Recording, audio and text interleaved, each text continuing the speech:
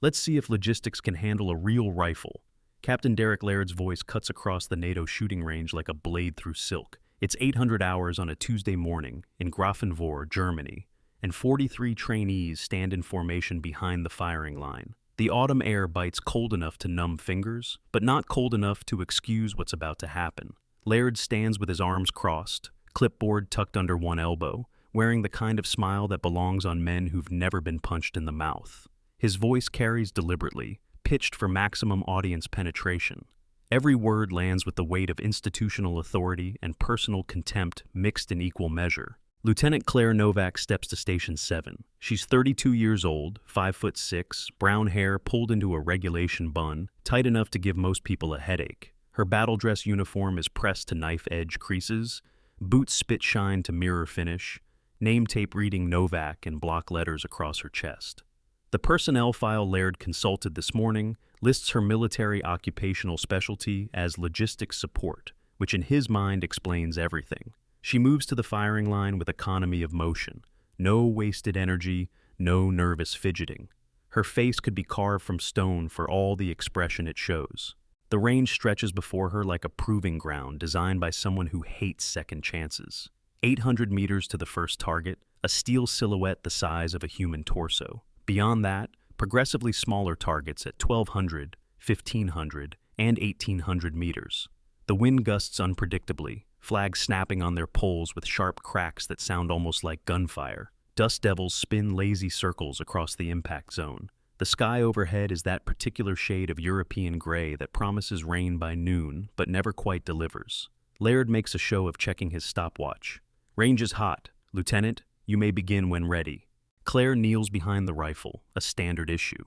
Mark III with worn bluing on the barrel and a scope that's seen better decades. The weapon's been assigned to her specifically, though she doesn't comment on the fouled barrel or the loose mounting screws on the optic. She settles into position with her support hand forward, thumb draped over the bore in a configuration that makes one observer narrow his eyes. Martin Cruz stands 15 feet back, a weathered man in his 50s with contractor credentials hanging from a lanyard around his neck. He's seen a lot of shooters in his 28 years with the teams. This woman's grip is wrong for logistics. Dead wrong. The first shot comes after a breath cycle that Cruz recognizes immediately. 4 count in, 4 count hold, 4 count out, 4 count hold. It's the combat breathing pattern taught to special operations personnel for stress inoculation, not administrative specialists who push papers in climate-controlled offices. Claire's finger presses the trigger with textbook control, straight back, no jerking, no anticipation. The rifle cracks. The round flies downrange and impacts 6 inches left of the 800-meter target. The silence that follows lasts exactly 2 seconds before Laird's laugh shatters it. Exactly what I expected. He turns to face the assembled trainees, many of whom are grinning now, tension broken by the confirmation of their bias. Next shooter, step up. Lieutenant Novak, you can head back to... Request 1 additional round, sir. Claire's voice is quiet, almost gentle. She hasn't moved from her position behind the rifle. Her hands remain exactly where they were, support pressure unchanged, firing hands still gripping the pistol grip. The only difference is she's looking at Laird now instead of downrange. Her eyes are the color of winter ice. Laird's smile widens. This is even better than he'd hoped. Public failure followed by public begging. Sure, Lieutenant, let's make this educational for everyone. He raises his voice again, addressing the crowd. Gather round, people.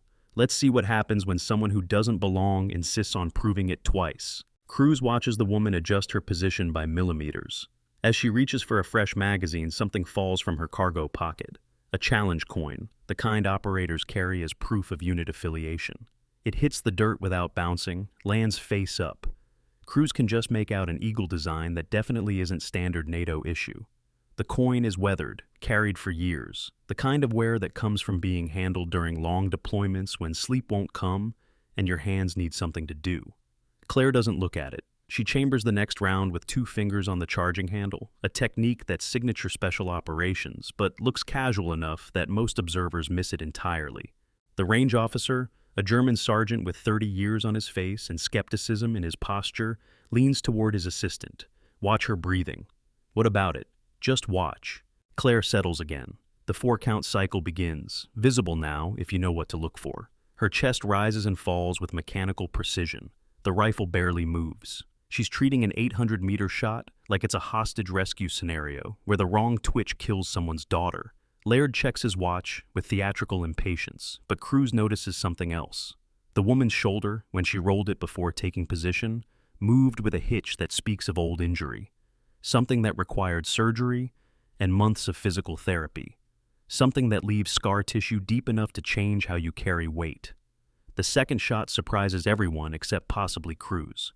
The 1,200-meter target drops like someone cut its strings. The steel silhouette it swings on its pivot, the clang of impact reaching the firing line a full second after the report of the rifle. There's no wind correction visible in her hold. No elevation adjustment on the scope. She simply breathed, aimed, and fired as if the mathematics of ballistics were handled by some part of her brain that doesn't require conscious thought. Laird's smile doesn't falter, but something changes in his eyes. Lucky wind push. Let's see if you can repeat that. His voice has lost some of its theatrical quality. Now he sounds like a man who suddenly remembered an appointment he'd rather not keep. Claire cycles the bolt. The spent casing arcs through the air and lands in the dirt with the dozens of others already scattered there. She chambers the third round without looking away from the scope. The next target is 1,500 meters out and moving, a swinging plate that follows a randomized pattern controlled by a motor hidden in the berm. Standard qualification only requires 3 of 4 hits, but Laird has already made it clear he's not grading her on standard. The shot comes during the plate's leftward swing. Claire leads the target by an amount that looks wrong to everyone watching except Cruz, who mutters something under his breath that sounds like a prayer or possibly a curse.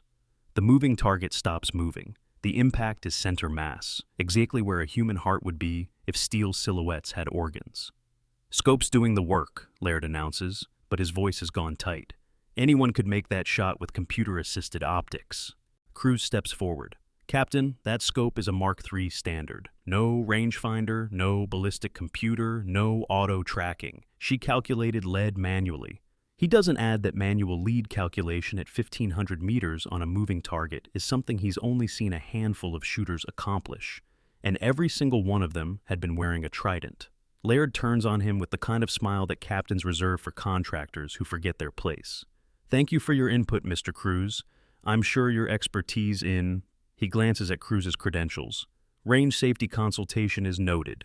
But the damage is done. The trainees are no longer grinning. They're watching Claire the way you watch something that doesn't fit the category your brain assigned it. She hasn't said another word. She's checking her data book now, a small notebook she produced from a cargo pocket. The pages are filled with handwritten entries that Cruz catches a glimpse of when she turns it. Grid coordinates, wind calls, elevation data, the kind of detailed records that snipers maintain over years of work, not the kind of thing you bring to a basic qualification course. You know what makes a good operator? It's not the perfect shot. It's not the steady hands or the mathematics. It's the ability to stay quiet while everyone assumes you're weak. If that resonates with you, hit that subscribe button. This story is just getting started, and trust me, you don't want to miss what happens next. The mood on the range has shifted like weather before a storm. What started as entertainment has become something else, something uncomfortable. Laird feels it, and feeling it makes him angry in the way that men with unchallenged authority get angry when reality stops cooperating with their narrative. He gestures sharply to his fellow instructors, 3 men who've been standing in a loose cluster, making comments to each other that probably weren't meant to be overheard, but were. "Instructors, assessment." Laird's tone suggests the assessment has already been made, and they're just here for confirmation. The first instructor, a stocky lieutenant with a Polish accent, shrugs. 3 for 3 so far. By the numbers, she's passing. "By the numbers," Laird repeats. "But what about practical application? Can she do this under stress? Can she do this when someone's life depends on it?" He's building toward something, his voice taking on that quality politicians use when they're about to justify something unjustifiable. "I'm recommending we escalate the final test. Full stress conditions." The German range officer frowns. "Captain, the protocol allows for instructor discretion in evaluating candidate readiness." Laird cuts him off. "I'm exercising that discretion." Claire closes her data book and returns it to her pocket with the same economy of motion she's displayed since arriving. She adjusts her position behind the rifle, waiting. She hasn't asked what the escalation entails. She hasn't protested. The only tell is her left hand, which briefly touches her forearm where the sleeve of her uniform has ridden up slightly during recoil. She adjusts the fabric back into place, a gesture so quick that only Cruz catches it. Beneath that sleeve, for just a fraction of a second, he sees the edge of something. Ink, scarring, a serial number that might be military identification or might be something else entirely. Laird moves to the range podium where the target controls are located. Station 7, prepare for final qualification test. Target distance 1,800 meters, static presentation. However, he pauses, and the pause is calculated for maximum dramatic effect. We're adding a secondary target. You'll engage both, primary and secondary, within 60 seconds. Miss either one, you fail. The Polish instructor leans close to his German counterpart. That's not in the protocol. No, it's not. But neither of them countermands the order. That's the thing about military hierarchy. It protects men like Laird right up until the moment it doesn't, and that moment hasn't arrived yet. Claire simply nods once, a minimal acknowledgement that could mean anything from acceptance to contempt. She checks her rifle, verifies the magazine seated properly, performs a press check to confirm a round is chambered. Every movement is textbook, the kind of weapons handling that becomes invisible because it's so fundamentally correct. The primary target appears at 1,800 meters. It's a full-size silhouette, the hardest shot of the qualification course. At that range, wind becomes a living thing, unpredictable and malicious. Temperature differentials create mirage that makes the target shimmer like something seen through water. The bullet will be in flight for over 2 full seconds, enough time for a dozen variables to push it off course. The secondary target materializes 300 meters to the left, an offset that requires a complete re-aim, a different wind call, a different elevation hold. 60 seconds, 2 targets, 1 minute to complete what should take 3. Claire settles into her final firing position.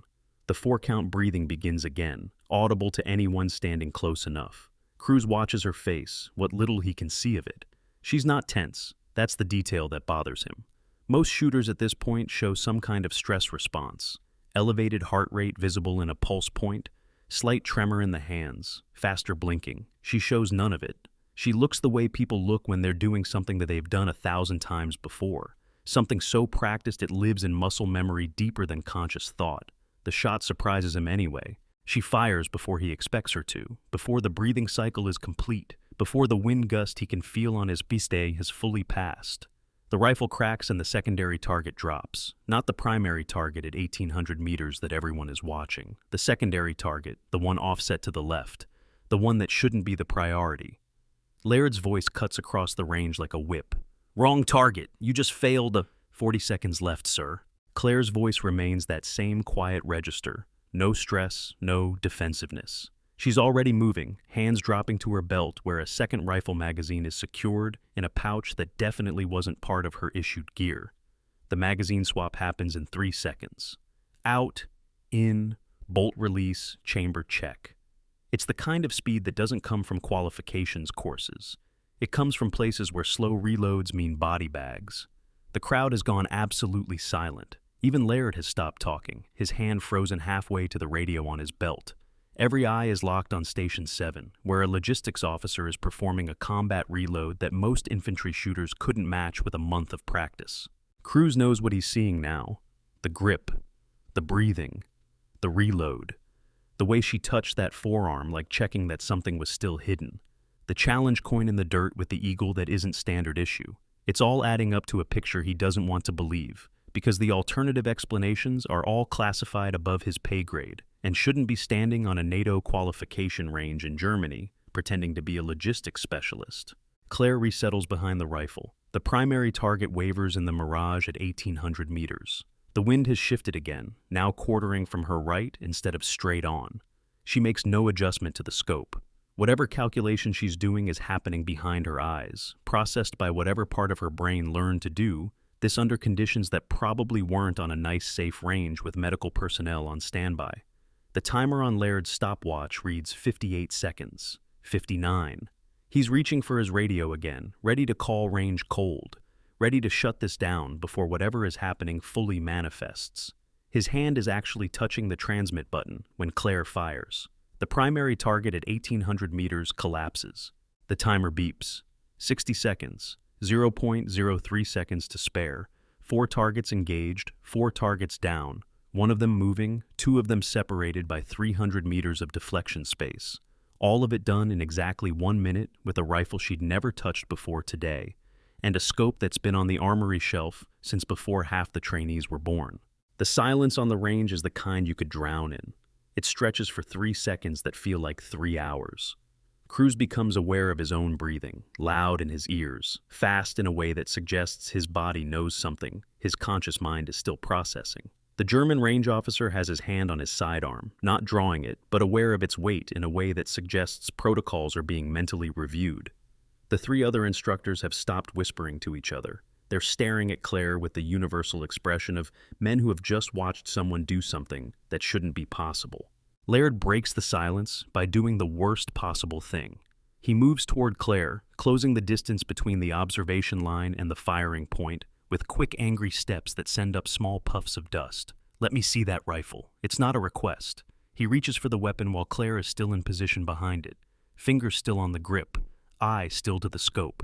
Cruz starts forward. "Captain, range is still hot." But Laird has already grabbed the barrel. He yanks the rifle toward himself with enough force to pull Claire forward, her position breaking as the weapon pivots.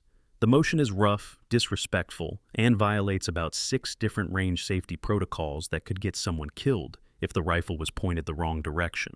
It's also the kind of thing that happens when a man with authority feels that authority slipping and reaches for any handhold available. The rifle comes free from Claire's hands. As it does, the sleeve of her BDU catches on the front sight post. The fabric pulls tight, then rides up her forearm as Laird continues his backward motion. For just a moment, maybe 2 seconds, her left forearm is completely visible from wrist to elbow. Cruz sees it first because he's closest. The tattoo is black ink, professionally done, weathered by years of wear. It's a crosshair design, stylized enough to be artistic but clear enough to be instantly recognizable. Beneath the crosshair are coordinates etched in smaller script, numbers that Cruz's brain automatically processes as latitude and longitude. 35 degrees north, 38 degrees east. Syria, Raqqa province. Beneath that, even smaller, is an alphanumeric sequence that looks like a serial number but isn't formatted like standard military identification. But that's not what makes Cruz's breath catch. What makes him freeze, hand halfway extended, is the scarring around the tattoo. Burns. Shrapnel impacts, the distinctive pattern of wounds that come from being too close to an improvised explosive device when it detonates, the kind of injuries that don't happen to logistics specialists working in air-conditioned offices. Someone in the crowd gasps, not a small intake of breath, but an actual audible gasp, the sound someone makes when they see something they recognize but didn't expect. One of the trainees, a kid who looks maybe 23, whispers to his neighbor, "That's combat ink." His neighbor, older, with hash marks on his sleeve indicating deployments, goes pale. "That's not just combat ink. Those coordinates, that's Raqqa, 2019. The words spread through the crowd like fire through kindling. Raqqa, 2019. The year the CIA Ghost program supposedly shut down. The year certain operations were scrubbed from official records and reclassified above top secret. The year 3 JSOC CIA Joint Task Force operators were reported killed in action, with no bodies recovered and no details released to next of kin. Laird has the rifle now, turning it over in his hands, looking for something, anything that explains what just happened. "This is impossible. There's no way she—" He stops. His face has gone the color of wet concrete. He's not looking at the rifle anymore. He's looking at Claire's exposed forearm, at the tattoo and the scarring, at the serial number that's visible even from 10 feet away. His lips move silently, forming a word that Cruz can't quite make out, but might be a name or might be a designation. Claire stands slowly. She doesn't reach for her sleeve, doesn't try to cover the tattoo now that it's visible. She simply rises to her full height and looks at Laird with those winter ice eyes. When she speaks, her voice is quiet enough that only the people closest can hear. 4 for 4, Captain. Do I pass?" Laird drops the rifle. It lands in the dirt with a thud that makes every safety-conscious person on the range wince. His hand goes to the clipboard tucked under his arm, fingers fumbling for the pages there. Personnel files, qualification records, the administrative paperwork that determines who shoots and who doesn't. He flips through frantically, searching for something, his breathing ragged and shallow. That magazine swap? 3 seconds. Most military shooters train for years to hit 5 seconds. The grip? Special operations standard. The breathing? Combat inoculation technique. So, here's the question. What exactly has this woman been trained to do? Drop a comment with your theory. I guarantee you're not ready for what comes next. Cruz finally finds his voice. Colonel Brennan needs to see this. He's addressing the range officer, not Laird. The German sergeant nods slowly, already reaching for his radio. They've both been in the military long enough to recognize when something has gone sideways, in a way that requires people with more authority and better security clearances. But Laird recovers faster than Cruz expects. He straightens, forces his face back into something resembling composure, and when he speaks, his voice has that false heartiness that men use when they're desperately trying to reassert control. Everyone, back to the observation line. Show's over. He looks at Claire. Lieutenant, you'll need to come with me. There are questions about your equipment, unauthorized modifications. It's a weak play and everyone knows it. The rifle is government issue, the magazine was standard NATO specification, and nothing Claire used was anything except what was provided by the armory. But it's also the kind of play that works in military structures, where questioning a superior officer requires more courage than most people can muster in the moment. Claire doesn't move. My qualification results, sir. 4 targets, 4 hits, within time parameters. Do I pass or not? The question hangs in the air like smoke. It's a simple yes or no query that should take one word to answer. Laird opens his mouth, closes it, opens it again. His eyes keep flicking between Claire's face and her exposed forearm, where the tattoo and scars are still visible. When he finally speaks, it's not an answer. There are protocols, chain of command. You can't just... He stops, seeming to realize he's not making sense. Colonel Brennan will make the final determination, but given the irregularities, I'm recommending your qualification be held pending investigation. Irregularities, Claire repeats the word like she's tasting it. Such as unauthorized gear, questionable techniques, a background that doesn't match. He stops again.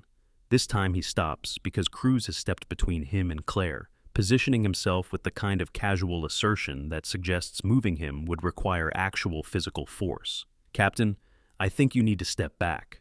Cruz's voice is flat, carrying no threat but also no give. Right now, before someone says something that can't be unsaid. The standoff lasts 5 seconds. Then Laird's radio crackles, and Colonel Brennan's voice comes through, sharp and Germanic and annoyed. Laird, what's the situation down there? I'm seeing 4 hits in 60 seconds on my monitor. Is there a problem? Laird's hand goes to his radio, but doesn't key the transmit button. His eyes dart to Claire one more time, taking in the tattoo, the scars, the serial number. His face does something complicated, cycling through emotions too fast to name. When he finally keys the radio, his voice is carefully neutral. No problem, sir. Just completing the qualification. Lieutenant Novak scored 4 for 4, recommending we discuss scoring parameters at your earliest convenience. 4 for 4 is passing, Captain. Send her through, and I'll see you in my office in 20 minutes. The radio clicks off. The silence that follows has weight. Laird stands there, hands still on his radio, face working through calculations that probably have nothing to do with marksmanship. Finally, he turns and walks toward the range headquarters without another word. He doesn't look back. He walks like a man who suddenly remembered he has somewhere else to be. Anywhere else. Somewhere that isn't here watching something impossible become documented fact. Cruz waits until Laird is 50 meters away before turning to Claire. You need medical attention for that arm? It's the first thing he said directly to her all morning. No.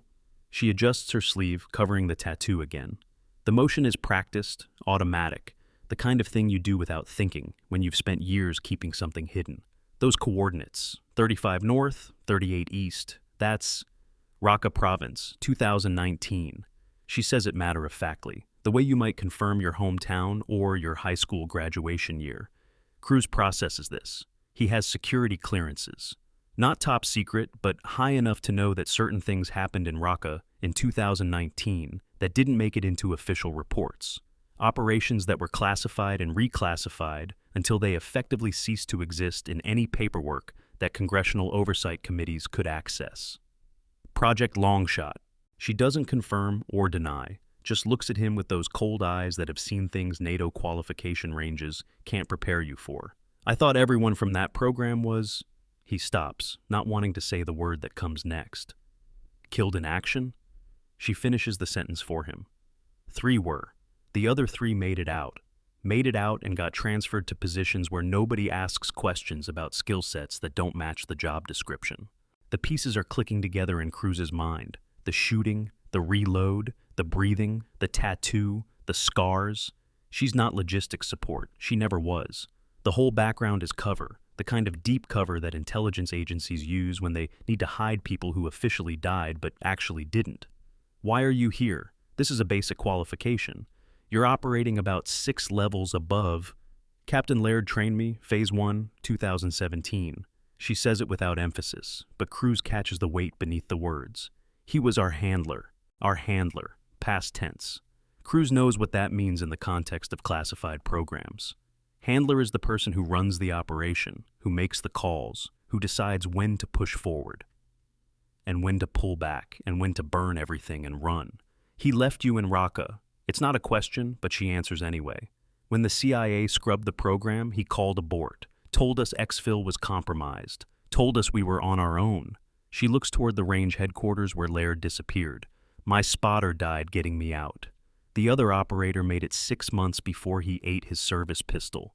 Post-traumatic stress that nobody would treat because officially he'd been dead for 3 years. Cruz suddenly understands why she's here, why she subjected herself to Laird's contempt, why she let him embarrass her in front of 40 trainees, why she shot 4 targets when 3 would have passed qualification. You needed him to recognize you. I needed to see if he would. She picks up her challenge coin from the dirt, brushes it off, returns it to her pocket. He did. Did you see his face when he looked at my file?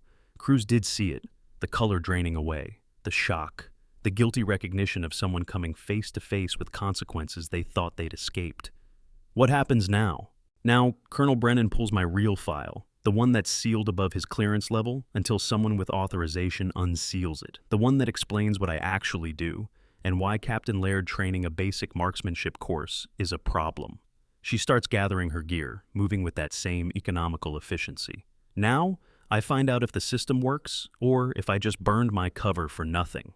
She walks toward the range headquarters, leaving Cruz standing in the dirt with 40 trainees staring after her, and 3 instructors trying very hard not to make eye contact with anyone. The wind picks up, scattering the smell of gunpowder and dust.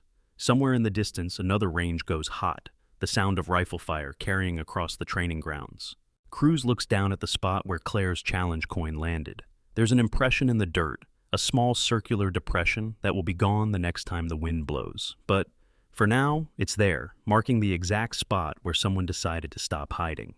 He pulls out his phone and dials a number. He hasn't called in 3 years. It rings 4 times before someone picks up. Cruz doesn't wait for a greeting. It's Cruz. I need you to pull a file for me. Project Longshot. Operative...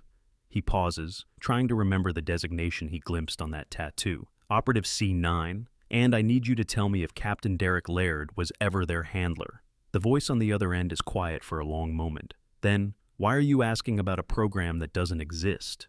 Because I just watched Operative C9 shoot 4 targets in 60 seconds on a NATO range, and their handler pretended not to recognize them until he couldn't anymore. Another pause, longer this time.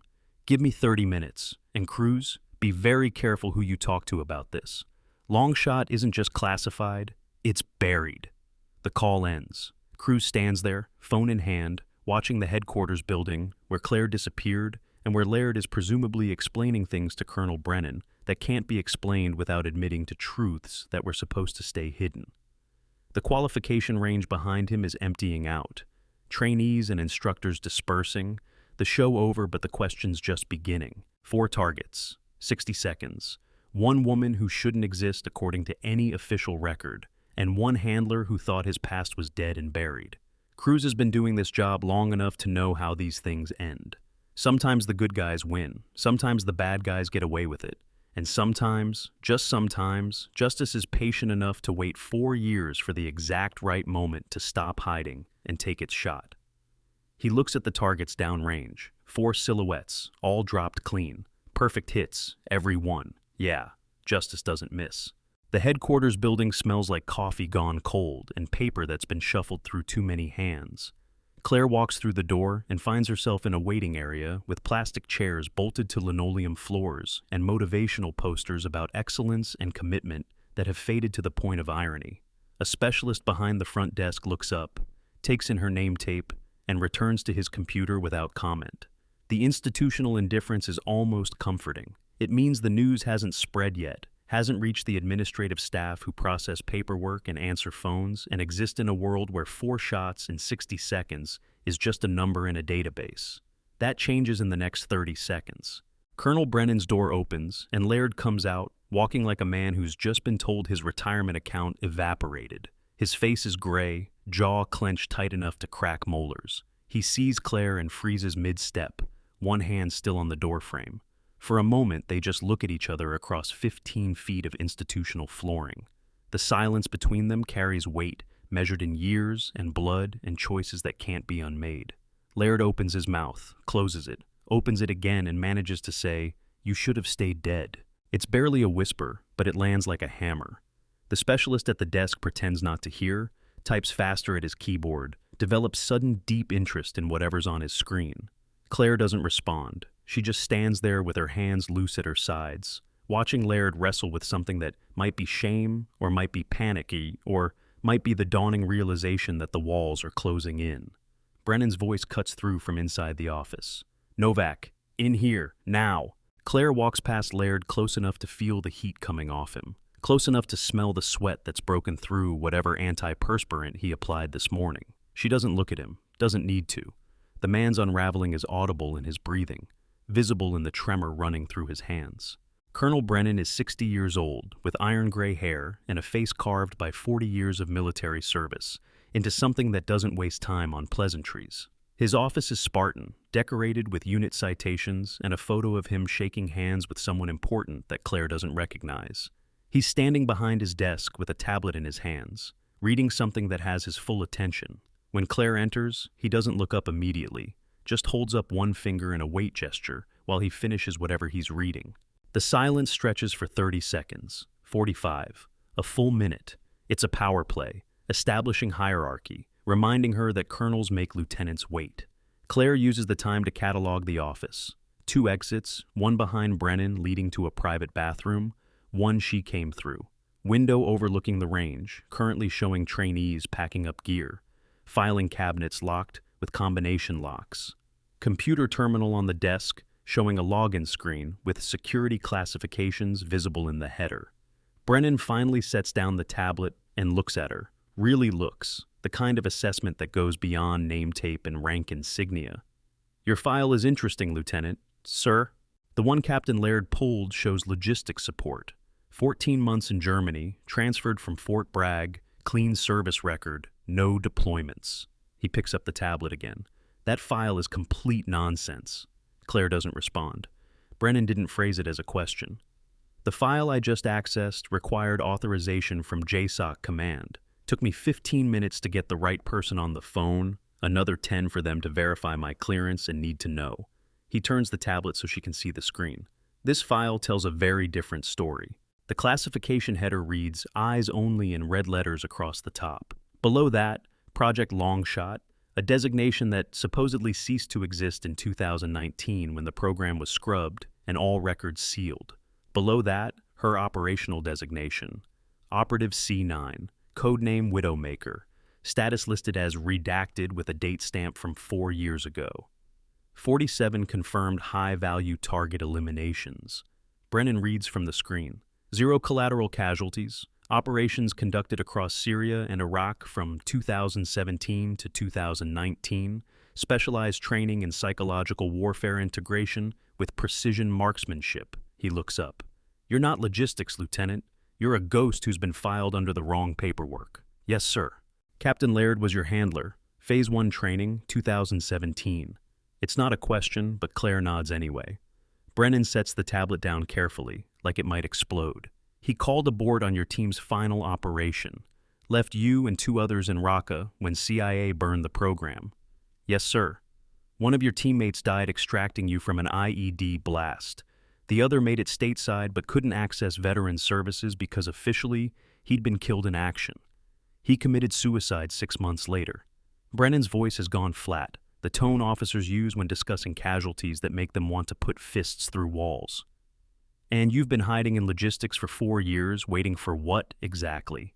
Claire considers the question. The honest answer is complicated, involves rage and grief, and the kind of patience that only comes from watching people you love bleed out in foreign dirt while the man responsible for getting you out sits in climate-controlled safety and makes career calculations. But Brennan doesn't need the honest answer. He needs the operational one. I needed to know if he'd recognize me, sir, if confronted with someone he left behind, if he'd do the right thing, or if he'd protect himself. And he protected himself, right up until he couldn't anymore. Brennan walks to the window, hands clasped behind his back. Laird has been running this qualification course for 2 years. Good performance reviews, no complaints, plays well with NATO partners. He turns back to face her. He's also been very careful about who he passes and who he fails. I'm looking at his records now, and I'm seeing a pattern. Women with strong technical scores get failed for judgment issues. Men with marginal scores get passed with instructor discretion. He pauses. You weren't the first person he tried to humiliate out of this program, Lieutenant. You were just the first one who could prove they belonged here more than he did. The pieces are clicking into place. Laird didn't just abandon his team in Syria. He's been running from that guilt ever since, projecting it onto every female soldier who reminds him of what he did. Every failure he engineered was him relitigating the same choice over and over, convincing himself he made the right call. I need your testimony on record. Brennan returns to his desk, pulls out a folder with blank forms. Judge Advocate General has been notified. They're sending a team, should be here in 30 minutes. Before they arrive, I need you to tell me everything. Syria. The abort call. What happened to your team? He looks at her steadily. This won't be easy. You'll be describing events that officially never happened involving a program that officially never existed. But it's the only way to make sure Laird faces consequences. Claire takes the chair he offers. For the first time since arriving on the range this morning, she allows herself to feel the weight of 4 years pressing down. 4 years of hiding. 4 years of pretending to be something she's not. 4 years of watching Derek Laird walk around free, while Elena Voss and Marcus Reeves stay dead. Where do you want me to start, sir? Start with Syria? Start with the day your handler decided his career was worth more than your lives. The memory comes easily. She's been carrying it for so long that it's worn smooth, a stone in her pocket she can't stop touching. 2019. Late September. The air in Raqqa tastes like dust and diesel and burning garbage. She's on a rooftop with Elena Voss, her spotter, watching a target building through optics that cost more than her car. Marcus Reeves is 3 blocks south, providing overwatch. The mission parameters are clean. 1 high-value target, civilian presence minimal, extraction window tight but manageable. They've done this 46 times before. This should be 47. Laird's voice comes through the radio, crystal clear despite the distance. C9, this is Handler. Hold position. Intelligence update incoming. They hold. Elena fidgets with her range card, updating wind calls every 30 seconds. The target appears in a window, exactly where intelligence said he would be. Claire settles behind her rifle, breathing through the 4-count cycle that's become automatic. The shot is there, clean, perfect. Handler, this is C9. Target acquired. Request permission to engage. Static. Then Laird's voice, but it's different now. Tight, stressed. C9, abort. Mission is abort. Exfil is compromised. You are on your own. Acknowledge. Elena looks at her with confusion written across her face.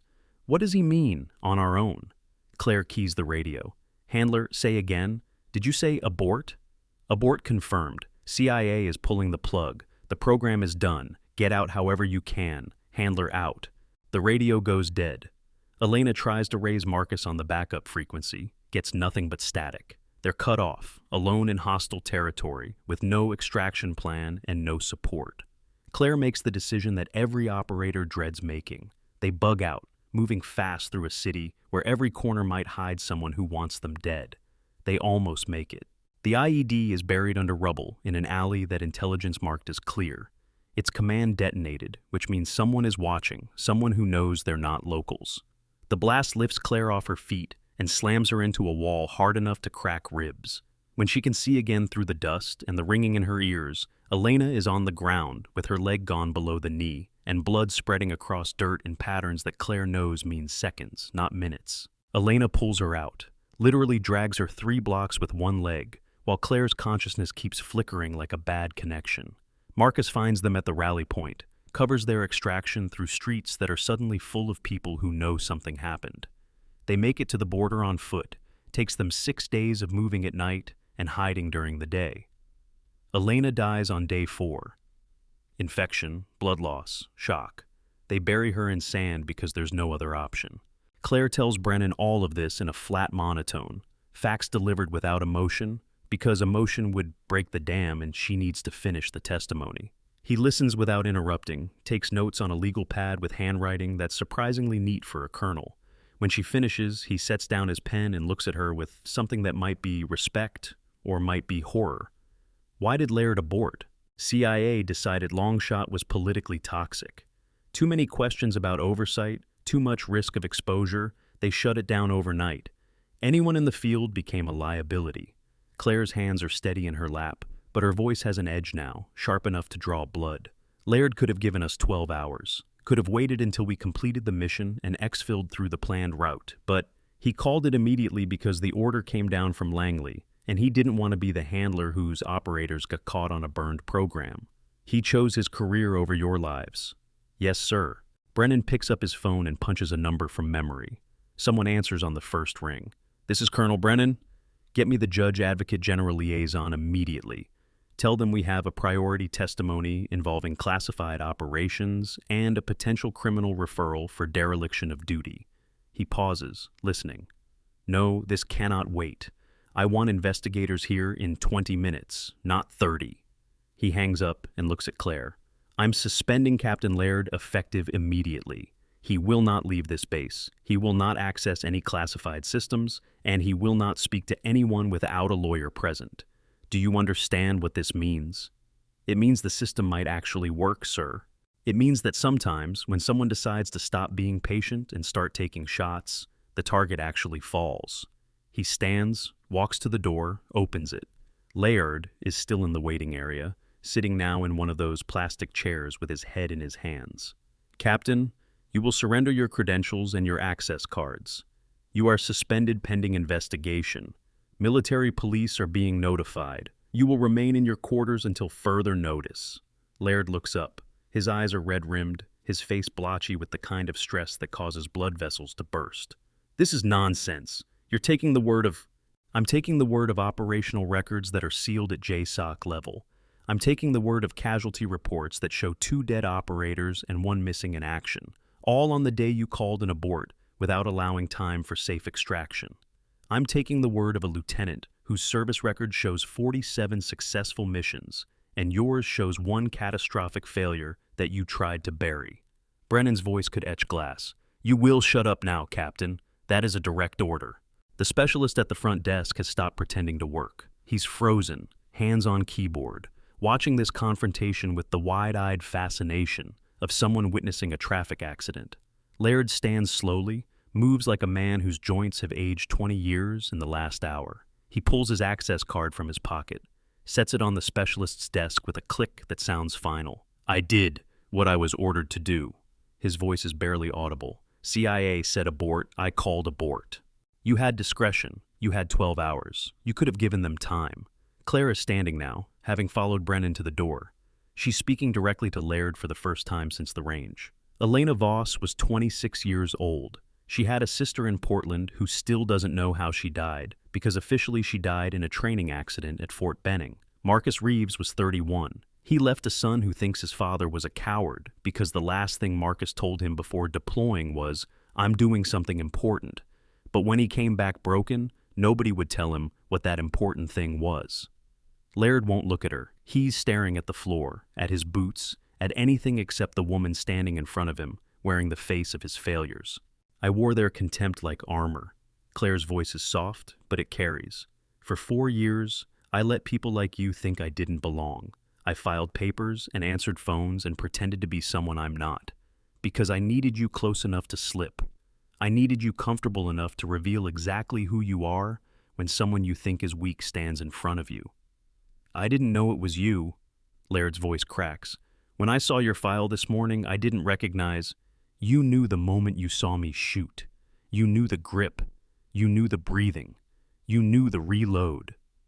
She steps closer. You knew, and you tried to bury it again, just like you buried Elena and Marcus, just like you would have buried me if I'd given you the chance. The door opens and two MPs enter, drawn by whatever Brennan said on that phone call. They're young, professional, wearing the kind of expression that suggests they've been briefed just enough to know this is serious, but not enough to know the details. One of them addresses Brennan. Sir, Judge Advocate General is en route. We're here to escort Captain Laird to his quarters. Brennan nods. Do it. They take Laird by the arms, gentle but firm, and guide him toward the door. He goes without resistance, moving like a puppet with cut strings. At the threshold he stops, turns back to look at Claire one more time. I'm sorry. Two words that don't mean anything, can't mean anything when weighed against blood and dust, and two bodies that never made it home. I was following orders. So was I, Claire says. My orders were to complete the mission. I did, 47 times. Your orders were to get us out safely. You failed once, and you've been failing everyone who reminds you of it ever since. The MPs take him out. The door closes. The silence that follows is the kind you sink into. Brennan exhales slowly. The next 36 hours are going to be complicated. JAG will want your full testimony. There will be questions about why you maintained cover for 4 years instead of coming forward immediately. There will be people who try to spin this as you going rogue instead of Laird abandoning his operators. Let them try, sir. You're certain about this? Once the testimony is on record, there's no walking it back. Your cover is blown. Whatever mission you were preparing for, whatever reason you stayed hidden, it's over. Claire considers this. She thinks about Elena's sister in Portland, who deserves to know her sibling died with honor. She thinks about Marcus's son, who deserves to know his father was a hero, not a casualty of administrative convenience. She thinks about the other operators and other programs who might still be out there, waiting for handlers to make the same calculation Laird made. I'm certain, sir. Some people wait their whole lives for justice. Others train for 4 years, hide their past, and wait for the exact right moment to stop missing. If you believe accountability matters no matter the rank, share this story, because what comes next will show you how deep this goes. The investigation moves with the kind of speed that only happens when senior officers decide someone needs to fall hard and fast. Judge Advocate General sends a full team, 3 lawyers and 2 investigators who set up in a conference room and start pulling records. Brennan hands over everything he has: Claire's testimony, the classified files, Laird's qualification records showing the pattern of failures among female candidates. Within 2 hours, they've built a case that makes a prosecutor's mouth water. But it's not just about Laird anymore. The investigators start pulling threads and finding more yarn. They discover that when Longshot was scrubbed, 6 other handlers made similar calls. 3 of those teams made it out. 3 didn't. The program buried 12 operators total, listed them as training casualties or equipment failures, paid out life insurance, and told next of kin nothing. Claire's case is the first one where someone survived long enough to come forward with proof. The institutional consequences start cascading like dominoes set up by someone who really understands leverage. JSOC opens a review of all classified programs terminated between 2015 and 2020. The Senate Armed Services Committee, which loves nothing more than a good scandal involving intelligence agencies, announces hearings. The CIA sends lawyers to start damage control before anyone's even been charged with anything. Laird, sitting in his quarters under MP guard, watches his career evaporate in real time. His security clearances are suspended. His access to classified systems is revoked. His pension review is initiated with language suggesting dishonorable discharge. His wife, who is also military and has her own career to protect, files for separation by the end of the day. The paperwork comes through his chain of command like a grenade rolled under a door. The trainees who watched Claire shoot that morning spread the story through the base like wildfire through dry brush. By evening mess, everyone knows that the logistics lieutenant who got humiliated at the range was actually a JSOC operator with 47 confirmed kills. The details get embellished in retelling, but the core truth remains. Someone pretended to be weak long enough for the right person to reveal exactly who they were. Claire spends 6 hours giving testimony, answering questions that range from operational specifics to emotional state to why she waited 4 years instead of coming forward immediately. The answer to that last question is simple. She needed proof. Coming forward as a disgruntled operator with a grudge would have accomplished nothing. Coming forward after letting Laird demonstrate his pattern of behavior in front of 40 witnesses and multiple ranking officers accomplishes everything. By the time the sun sets over Grafenvor, the situation has evolved from a simple qualification dispute to a full-scale investigation into how the military handles operators from programs that get burned. Claire finds herself at the center of something much larger than revenge. She's become a test case for whether the system can actually police itself when confronted with its own failures. Cruz finds her in the base commissary at 1900 hours, sitting alone with a coffee that's gone cold. He slides into the chair across from her without asking permission. You made the news. Well, not the news. The kind of news that travels through contractor circles and makes people who shouldn't know your name suddenly know your name. He sets his own coffee down. I got 3 calls today asking if I knew anything about Longshot. I told them all the same thing. Never heard of it. Thank you. Don't thank me yet. This is going to get messy. CIA doesn't like it when ghosts start talking. They have lawyers who specialize in making sure testimony about classified programs gets classified into oblivion. Brennan says JAG is building a case that doesn't require the operational details. Pattern of discrimination, failure to follow extraction protocols, falsification of records. They can prove all of that without getting into what Longshot actually was. Cruz nods slowly. Smart.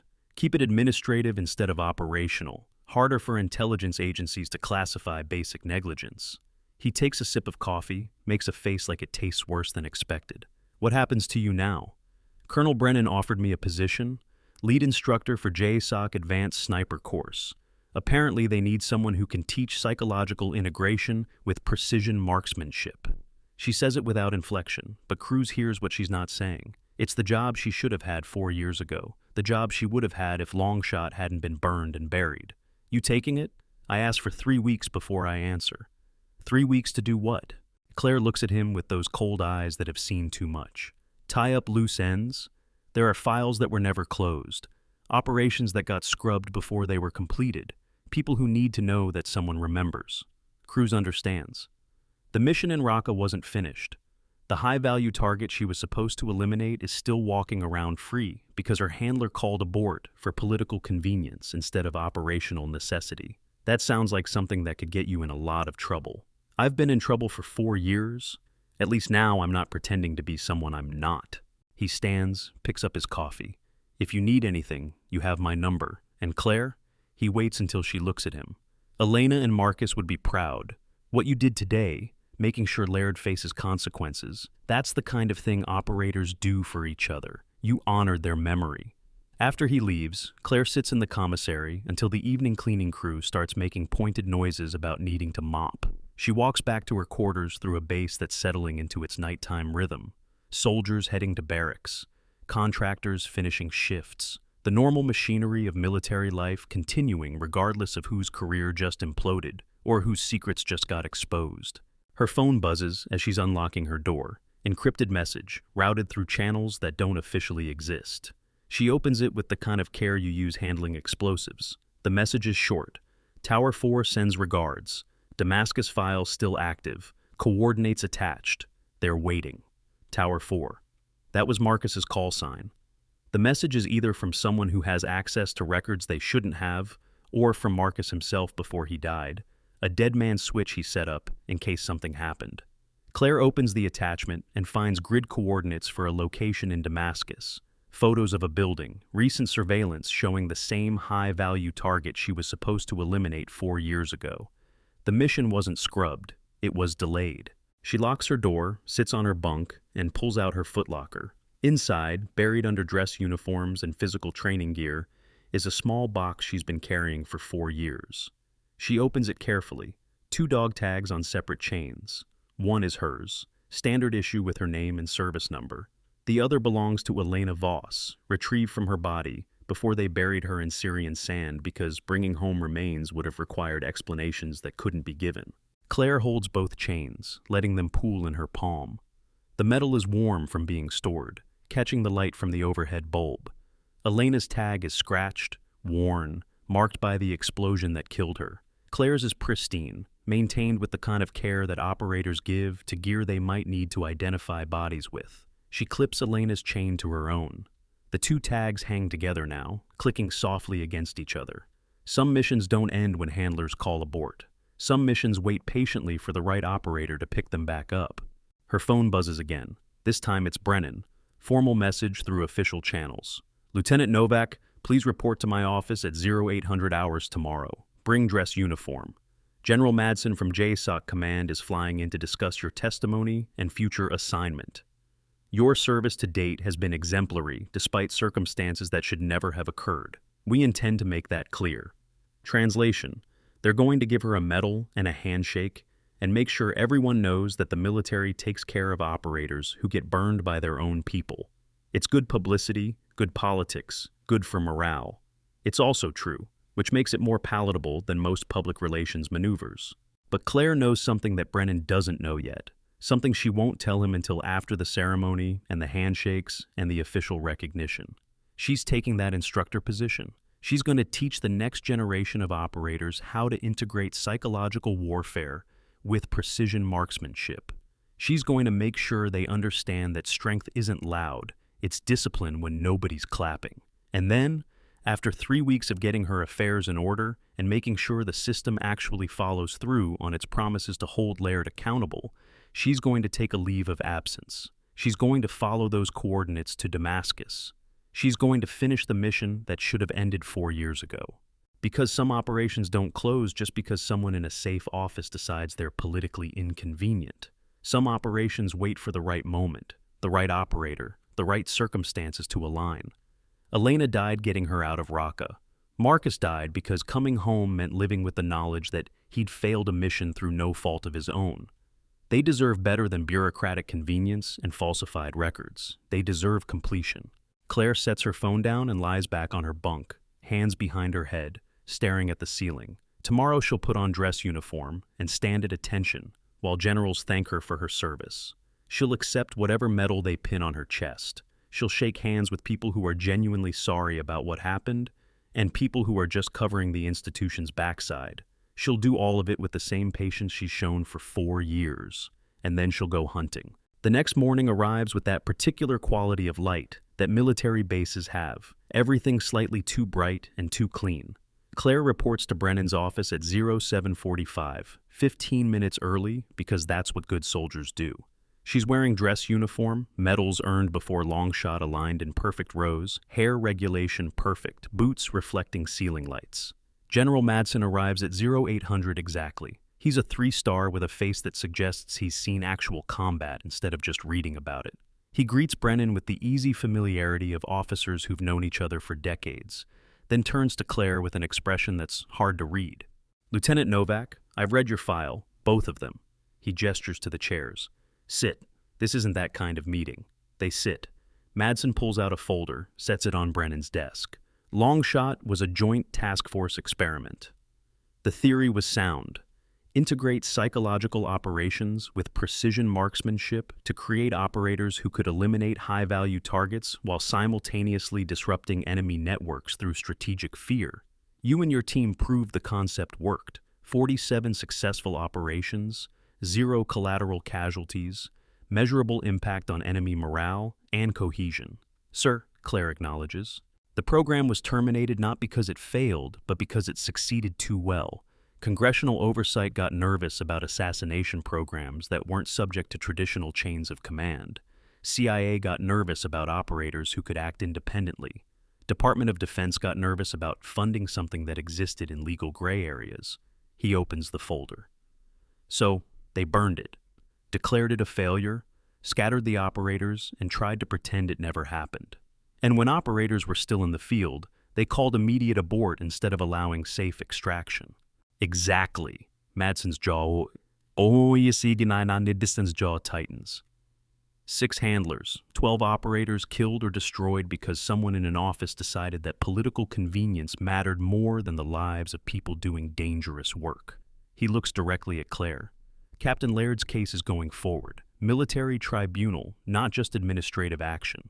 He will face charges for dereliction of duty, endangerment of service members, and falsification of records. If convicted, he's looking at dishonorable discharge and possible prison time. And the other handlers, sir?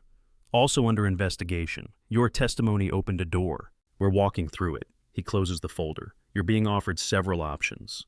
1. Take the instructor position at JSOC. Teach the next generation. 2. Return to logistics. Maintain your cover. 3. Medical retirement with full benefits and silence. Claire considers the options. They're all reasonable paths forward. I choose option 1, sir, with one condition. What condition? 3 weeks of leave before I start. Personal matters to resolve. Madsen exchanges a glance with Brennan. These personal matters, do they involve grid coordinates from an encrypted message last night? Claire keeps her face neutral. I'm not sure what you mean, sir. The Tower 4 message, Damascus. The file showing a certain high-value target still operational. Madsen's voice is level. We know about it, Lieutenant. We've known there are files that didn't close when Longshot ended. And? Officially, we cannot sanction any action. Longshot is terminated. If you pursue this, you're doing it without support or military protection. He pauses. Unofficially, 3 weeks is enough time for someone to take a vacation, visit places they have always wanted to see, and return ready to start a new job with no questions asked. Translation clear. Finish what Laird's cowardice left undone. Quietly. Claire stands. Thank you, sir. I accept the position. I'll report to JSOC on the 1st of next month. Madsen offers his hand. Welcome back to the world, widow. Officially this time. The ceremony is small. Madsen pins a Defense Superior Service Medal on her chest, makes a short speech about exemplary service under difficult circumstances. The medal is real, the recognition genuine, but Claire knows what it represents. The institution saying we're sorry. Here's medal that doesn't bring anyone back, but acknowledges we were wrong. She accepts it with grace, because that's what operators do. That night, Claire starts planning. Damascus is 1,200 miles from Grafenvor, across multiple borders and active conflict zones. She'll need documentation disconnected from her military identity, equipment untraceable to U.S. supply chains, 3 weeks to prepare for a mission that officially ended 4 years ago. Cruz helps without being asked. He shows up with a duffel bag full of items that probably fell off a contractor truck. Civilian clothing, travel documents listing her as a journalist, contact information for people who owe him favors and don't ask questions. 3 weeks, he says. That's enough time to take a vacation. Exactly what General Madsen said. Smart man. Knows when to look the other way. Cruz pauses at the door. Elena would want you careful. Marcus would want you to finish it. I want you back ready to teach. That's the plan. And Claire, justice isn't loud. It's patient, and it never misses. After he leaves, Claire spreads the duffel contents across her bunk. Everything she needs to become someone else, travel somewhere dangerous, and complete a mission waiting 4 years for its ending. She picks up the dog tags around her neck. Hers and Elena's, 2 chains intertwined. The metal catches light, gleams briefly, settles back into shadow. Claire starts packing with methodical efficiency. The mission is simple. Find the target, eliminate the threat, return home ready to teach others how to do this work with honor instead of convenience. Simple doesn't mean easy, but easy was never the point. The point is completion. Honoring the dead by finishing what they started.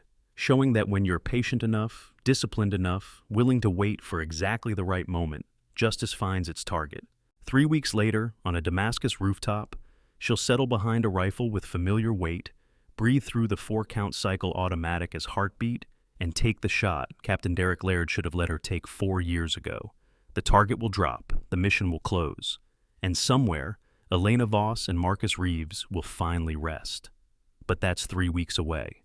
Tonight, Claire sits in her quarters surrounded by the tools of her trade and the weight of her purpose, planning the kind of mission that doesn't officially exist but absolutely needs to happen. Tower 4 sends regards. Damascus is waiting, and the Widowmaker is coming home. Some legends don't retire. They just wait for the right moment to stop hiding and take their shot. Justice isn't loud, it's patient, and it never, ever misses.